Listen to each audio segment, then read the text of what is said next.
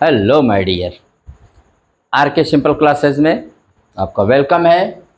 UP board 2024-25 विषय हिंदी कक्षा 12 पाठ का शीर्षक है श्रद्धा मनु, जो कामायनी से लिया गया है। कवि का नाम है जयशंकर प्रसाद, जिनका जन्म 30 जनवरी 1889, मृत्यु 15 नवंबर 1937। 48 वर्ष की अवस्था में जन्म और मृत्यु दोनों वाराणसी काशी में हुआ था। हिंदी के महान कवि, नाटककार, उपन्यासकार, कहानीकार, निबंध लेखक और छायावाद के जनक।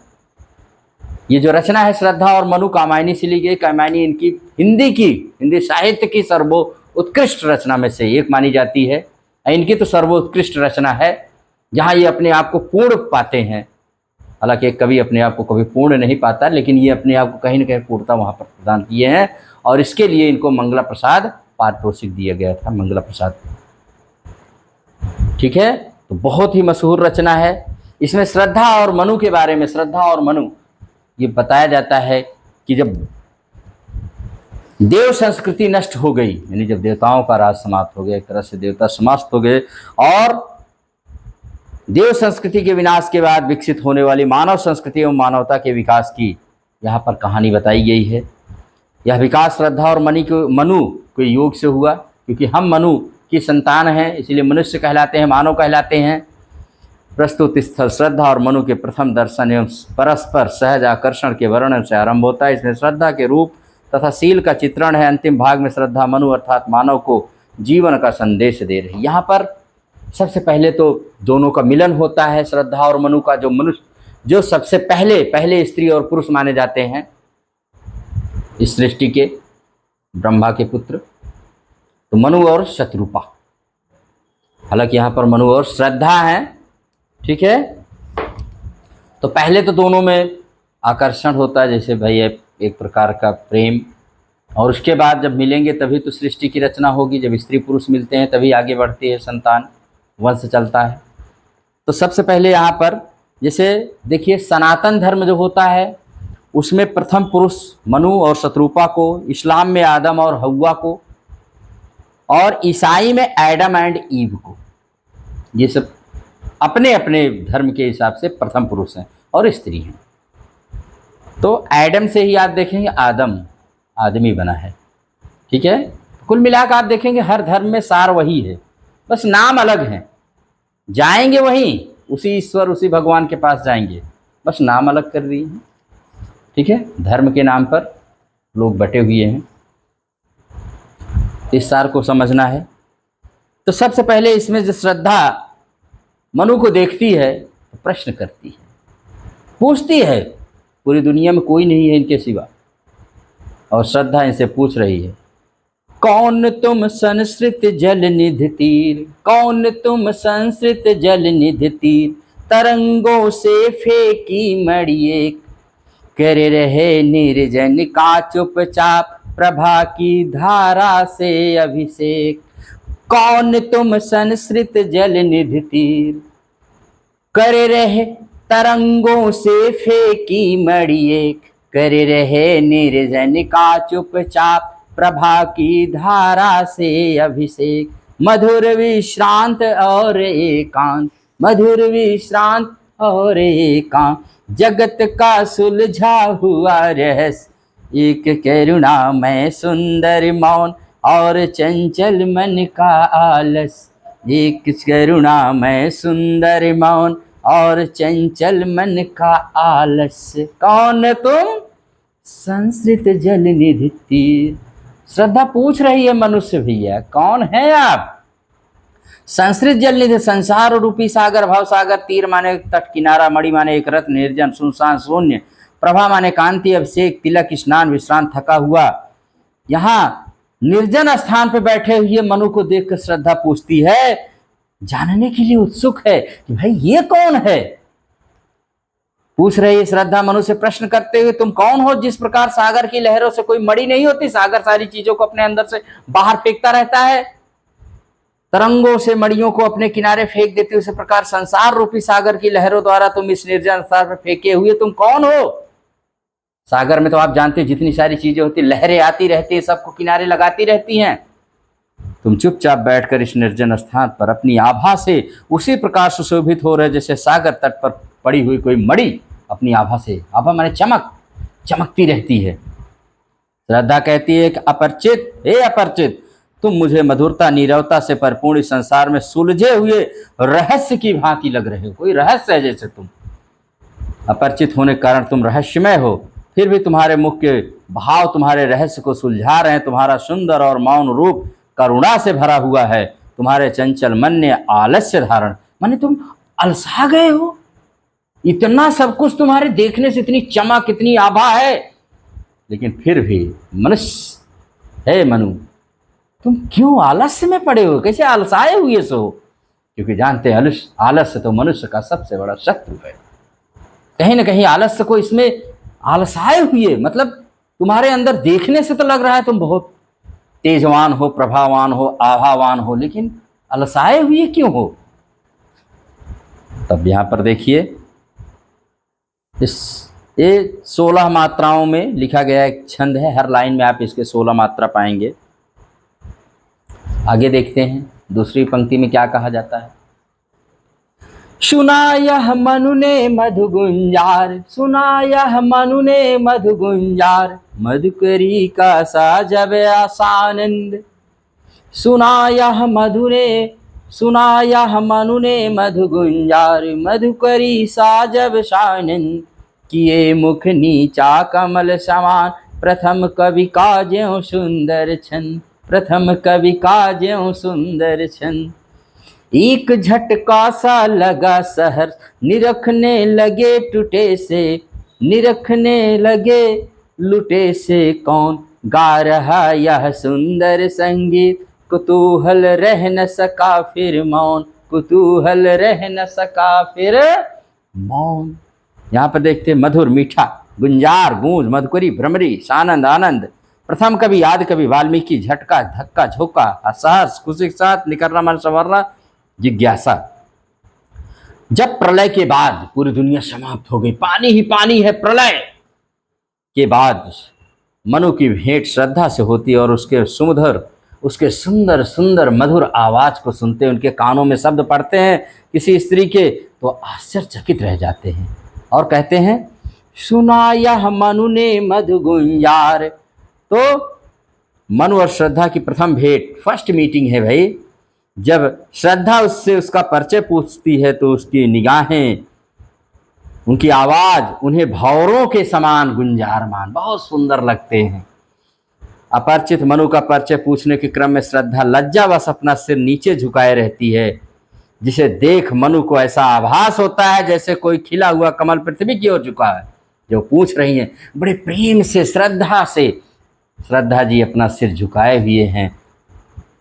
मधुकरी का सा जब आनंद, किए मुख नीचा कमल समान, प्रथम कवि का ज्यों सुंदर छंद। तो जैसे कोई खिला हुआ कमल पृथ्वी की ओर झुका। मनु को कमल सदृश सुंदर दिखने वाले इस मुख से निकले मधुर शब्द आदि कवि के सुंदर छंद से प्रतीत हो रहे हैं। जैसे वाल्मीकि जी ने पहला छंद लिखा था, इतने सुंदर उनको लग रहे हैं मनु के बोले हुए वचन, सत्य।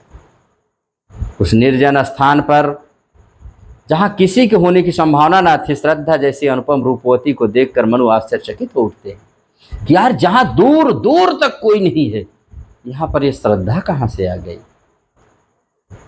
और उनका मलिन मुख निखर उठता है। श्रद्धा के कंठ से निकले गीत सदृश बोलकर बोल का उनका ऐसा प्रभाव पड़ता है कि वह उनसे बोले बिना नहीं रह पाते और उसके विषय में सब कुछ जान लेना चाहते हैं भाई ये कौन है। लिखे नहीं, एक झटका सा लगा सहस, बड़ा मजेदार झटका इनको आया।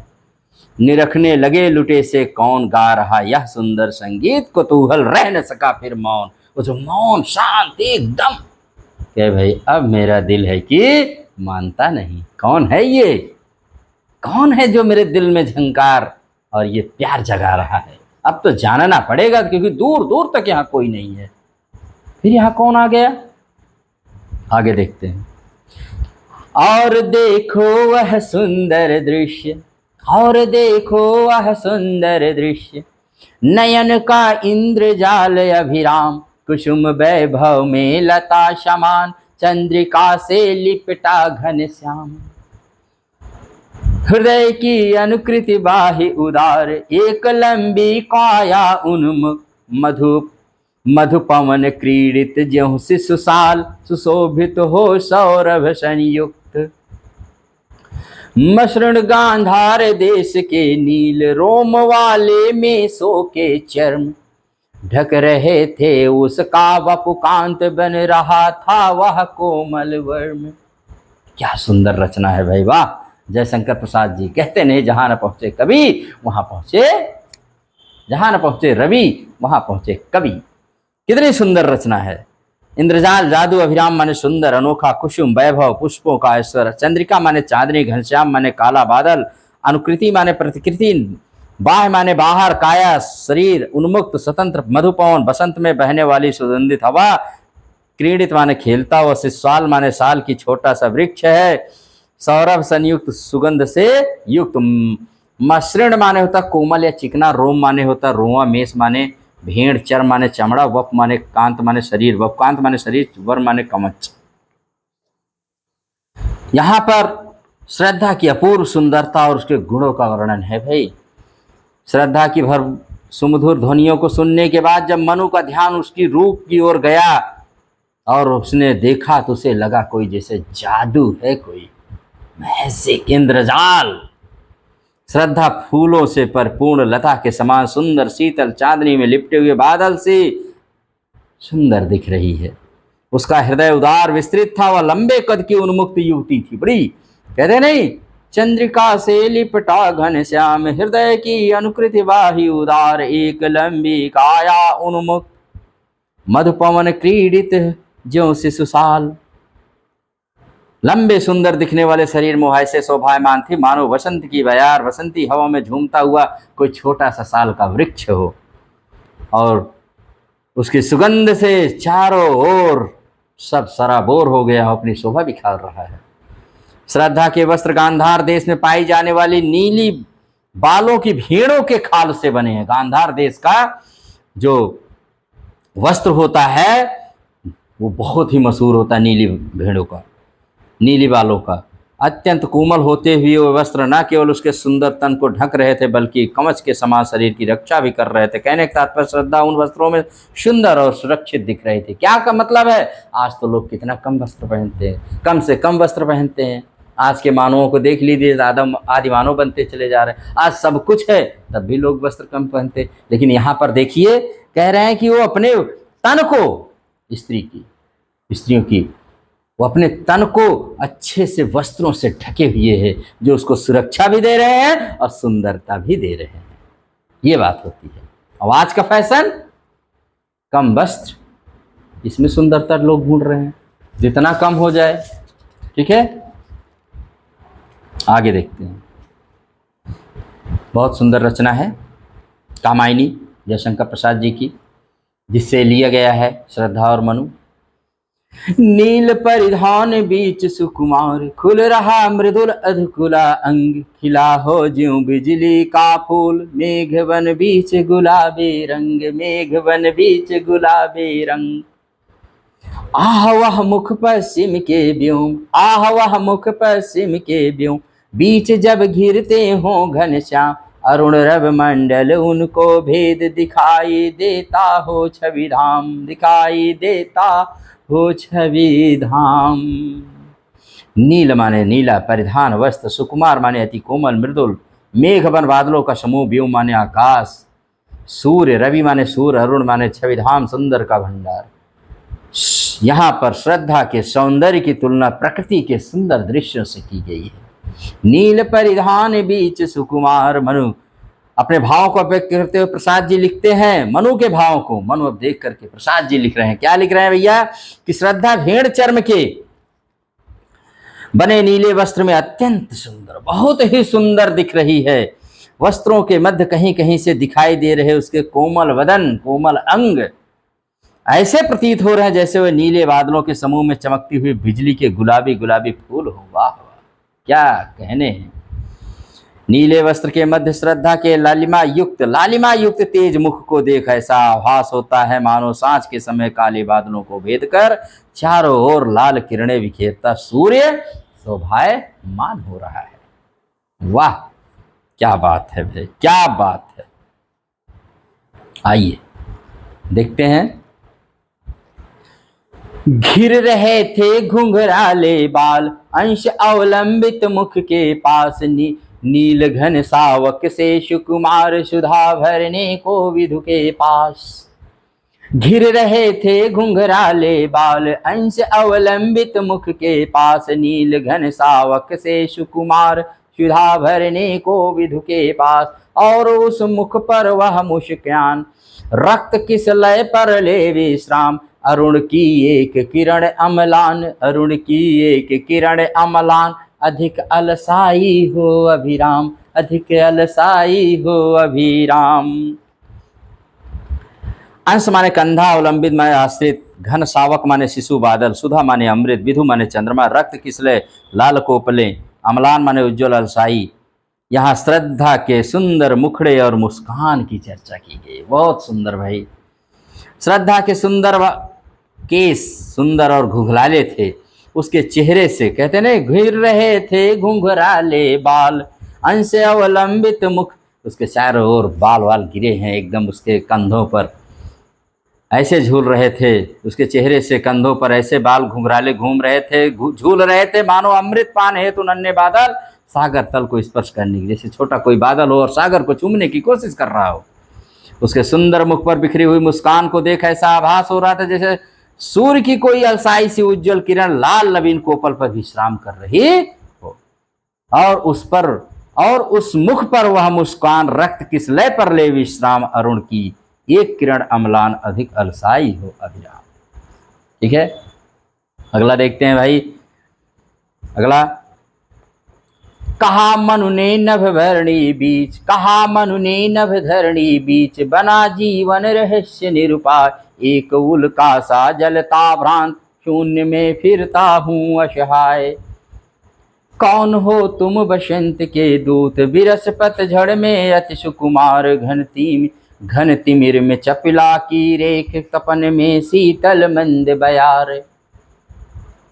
आकाश, यहाँ नभ माने आकाश है, धरणी निरुपाय बिना उपाय के, उल्का टूटा हुआ तारा, भ्रांत माने भटकने वाला, शून्य निर्जन आकाश दूत, शून्य माने निर्जन स्थान आकाश, दूत माने होता संदेश वाहक, विरस माने नीरस उजाड़, घन माने बादल, तिमिर माने अंधकार, चपला माने बिजली, तपन माने ताप, मंद माने धीमी मधुर, बयार माने वायु। श्रद्धा के पूछने पर उसे अपना परिचय बताते हो मनु अपने दयनीय दशा का बताइए। अब की उसकी सुंदरता सब चीज का वर्णन होने के बाद अब मनु अपनी दयनीय दशा बता रहे हैं कि मैं कैसे हूं। क्या बता रहे हैं कि श्रद्धा की जिज्ञासा शांत करने के लिए मनु अपना परिचय कहते हैं, पृथ्वी और आकाश के मध्य भटकता हुआ मेरा जीवन एक रहस्य सा बन गया है, किंतु मैं इस स्थिति में जीने के लिए विवश हूं, मुझे इससे उबरने का कोई मार्ग नहीं सूझ रहा है। जिस प्रकार एक उल्का शून्य में यूं ही भटकता फिरता, उसी प्रकार मैं भी धरती पर इधर उधर मुसीबतों को झेलता हुआ असहाय और अकेला हूं और भटक रहा हूं। फिर मनु श्रद्धा से पूछते हैं, इतनी सुकुमार दिखने वाले तुम कौन हो? कौन हो तुम बसंत के दूत? जिस प्रकार पतझड़ के बाद बसंत के आगमन से चारों ओर हरियाली छा जाती है, उसी प्रकार मेरे नीरस समस्याओं से ग्रस्त इस जीवन में तुम्हारे आगमन से नई आशाओं का संचार हुआ। आखिर कौन हो तुम? काले बादलों के मध्य घनघोर अंधकार में बिजली के समान बनकर आई हो, प्रचंड गर्मी में शीतलता प्रदान करने वाली, धीमी धीमी बहने वाली हवा की तरह सुखदायक, अर्थात तुम दुख और संताप से भरे इस गतिहीन और शून्य जीवन में चेतना भरने वाली कौन हो तुम? यहाँ पर ये इस पद्यांश में यही बताया गया है। और उसके बाद है, लगा कहने आगंतुक व्यक्ति, मिटाता उत्कंठा सविशेष, दे रहा हो कोकुल सानंद सुमन का ज्यों मधुमय संदेश।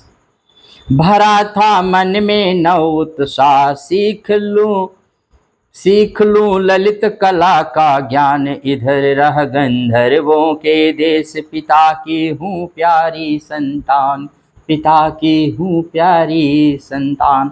अपना परिचय देती हुई आगंतुक माने यहाँ आगंतुक कौन कौन आया हुआ है श्रद्धा के बारे में।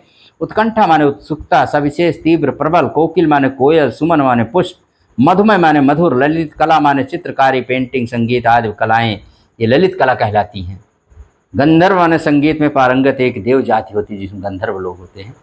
यहाँ मनु के पूछने पर श्रद्धा उन्हें अपनी जानकारी, अपना परिचय देती हैं और कहती हैं, क्या कह रही हैं कि श्रद्धा को देख मनु के, आखिर वह कौन है। मनु की आकांक्षा शांत कर श्रद्धा कहती है कि आगंतुक मीठी वाणी में अपना परिचय देती है। कहती है कि उस समय अमृत रस टपकाती हुई इसकी आवाज ऐसी प्रतीत हो रही जैसे कोयल अति प्रसन्नता के साथ अपना सुमधुर ध्वनि में पुष्पों को ऋतुराज अर्थात वसंत के आगमन पर संदेश सुना रहे। जैसे कोयल बोलती है बसंत ऋतु में, इतनी सुंदर आवाज लग रही है, लगा कहने आगंतुक व्यक्ति।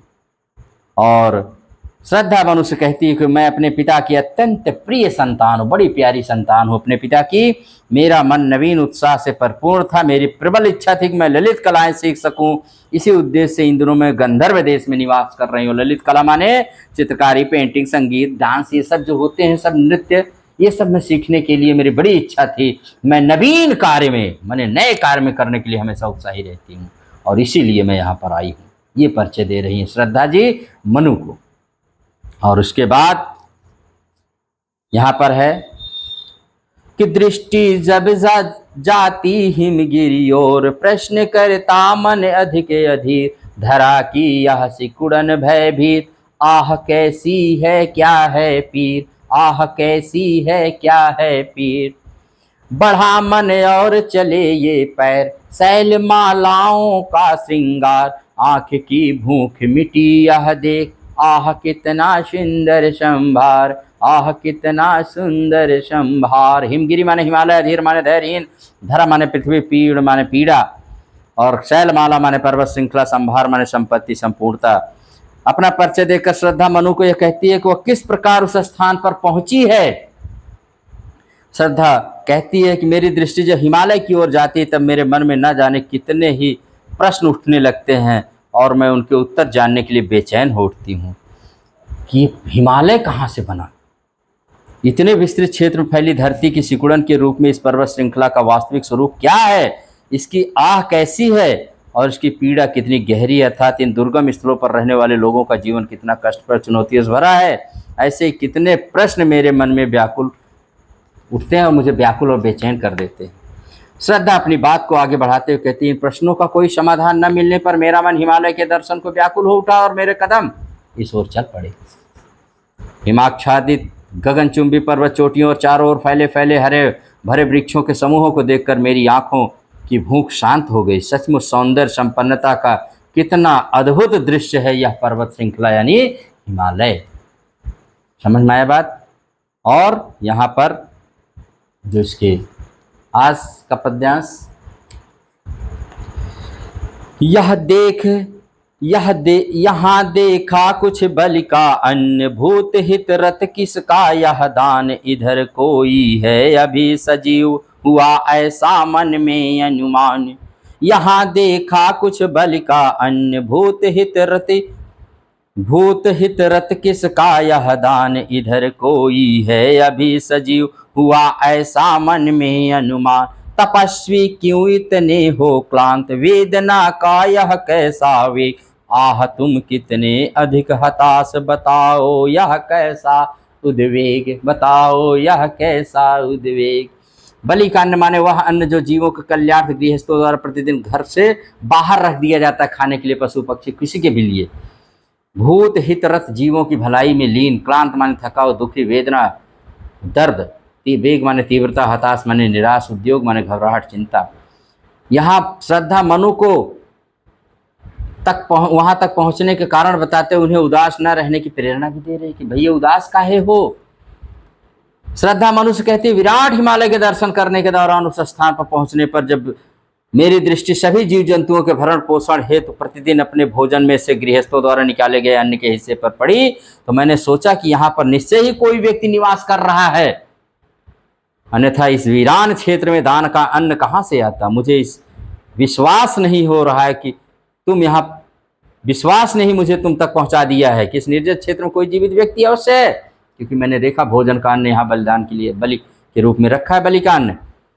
श्रद्धा मनु से पूछती, किंतु हे तपस्वी, आखिर किस कारण से तुम इतने दुखी और उदास है, क्या कारण है भाई, तुम्हारे मन में इतनी तीव्र पीड़ा क्यों है, तुम्हारे निराश होने के पीछे क्या कारण है, या कैसी चिंता है जो तुम्हारे मन और मस्तिष्क में लगातार विराजमान है। तो इस तरह से मैंने जयशंकर प्रसाद की कामायनी जो श्रद्धा और मनु, किस तरह से दोनों का मिलन होता है, परिचय होता है, एक दूसरे को परिचय देते हैं, और फिर श्रद्धा इनके अंदर जीवन का संचार करेगी। जो उदास हैं, इनकी उदासी को दूर करने के लिए इनको बार बार उत्साहित करेगी, और तब इनका जाके मतलब यहाँ तो यही बताया गया, फिर मिलन होता है, फिर मानव सृष्टि आगे बढ़ती है। तो आज मैंने 1 से 9 तक पद्यांश आपको यहाँ पर बताए हैं, 1 से 9 तक। अगर देखा जाए तो इसमें 4-4 लाइनों का है जो, तो उसको अगर बांटा जाएगा ये पड़ेगा। 1 से 9 तक मैंने देखा है। अगला पद्यांश मैं आपको फिर पढ़ाऊँगा 9 के बाद से। लेकिन आप लोग इसको अच्छे से पढ़िए, खूब अच्छे से सीखिए और खूब अच्छे से गाइए। जब रस मिलेगा ना, तो आप उसके अर्थ और उसके अंदर आप जाने की कोशिश करेंगे, समझने की कोशिश करेंगे, और यही मेरी इच्छा है। अगर आपको क्लास अच्छी लगे तो आप इसको लाइक शेयर करिएगा। इसी के साथ आज की इस क्लास को यहीं पर एंड करता हूँ, फिर मिलूँगा। Thank you very much.